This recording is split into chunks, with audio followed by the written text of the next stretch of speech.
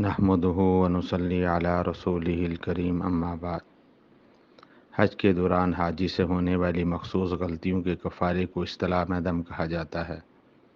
حج کے دوران ہونے والی غلطیوں پر 3 طرح کا کفارہ ہوتا ہے۔ نمبر 1، دم کی مقدار ایک بکری، بکرا، دمبا، بھیڑ جس میں قربانی کے جانور کی شرائط پائی جاتی ہوں ہوتا ہے۔ اسی طرح گائے، بیل، بھینس اور اونٹ کا 7واں حصہ بھی دم کہلاتا ہے۔ دم کن غلطیوں پر واجب ہوتا ہے؟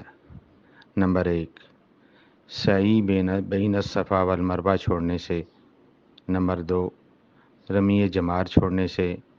نمبر 3، احرام سے بغیر حلق یا قصر کے نکلنے سے۔ نمبر 4، طواف رکن چھوڑنے سے۔ نمبر 5، وقوف مزدلفہ چھوڑنے سے۔ نمبر 2، کفارے کی دوسری صورت بدنہ ہے۔ بدنہ میں ایک مکمل اونٹ یا گائے یا بھینس یا بیل شامل ہے۔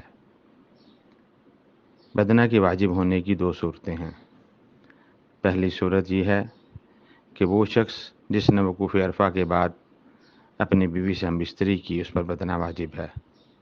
دوسرا وہ شخص جس نے طواف زیارت جنبی ہولنے کی حالت میں کیا، اس پر ایک بدنہ واجب ہے۔ تیسری چیز صدقہ یا فدیہ ہے۔ صدقے کی مقدار ایک مٹھی بھر گندم اللہ کی رضا کے لیے اللہ کے راہ میں خرچ کرنے کو کہتے ہیں، اور فدیہ سے مراد صدقہ فطر کے برابر 2.25 سیر گندم کا ادا کرنا ہے۔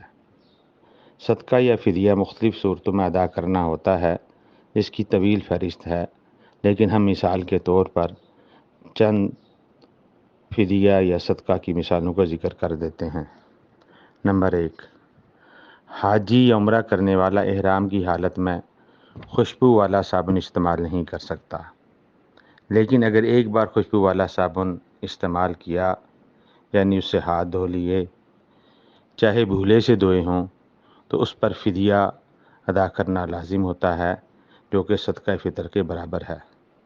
دوسری مثال، کھانے پینے کی وہ اشیاء جن میں خوشبو والی اشیاء استعمال کی جاتی ہیں، مثلا چائے، قہوہ وغیرہ، ان میں اگر خوشبو غالب ہو تو ان کے استعمال سے دم واجب ہو جاتا ہے، لیکن اگر خوشبو معمولی مقدار میں ہو تو صدقہ دینا لازم ہوتا ہے۔ اسی طرح اگر معمولی مقدار والی خوشبو کی چائے یا قہوہ کئی مرتبہ استعمال کیا تو دم واجب ہو جاتا ہے۔ نمبر 3، حالت احرام میں چہرے پر کپڑا یا چادر لگ جائے تو اسے فوراً ہٹا دینا چاہیے، لیکن اگر حالت احرام میں چہرے کو 12 گھنٹے سے کم ڈھانپے رکھا تو فدیہ دینا ضروری ہے، جو کہ صدقہ فطر کی مقدار کے برابر ہوتا ہے، اور اگر 12 گھنٹے سے زیادہ ڈھانپا تو پھر دم واجب ہو جاتا ہے۔ چوتھی مثال، اگر محرم کے بال خود بخود گر جائیں تو کچھ بھی واجب نہیں۔